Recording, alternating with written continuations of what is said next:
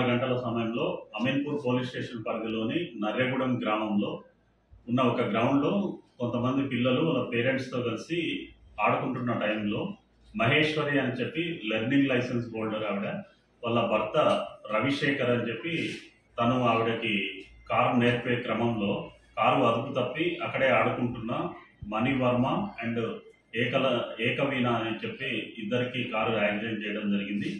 దీనిలో మణివర్మ అక్కడే spot death అయ్యాడు. ఏకవీణ హాస్పిటల్లో ట్రీట్మెంట్ తీసుకుంటుంది.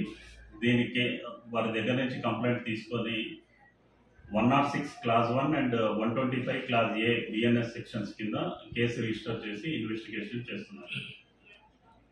పాప కండిషన్ నార్మల్ ఉంది, ఇబ్బంది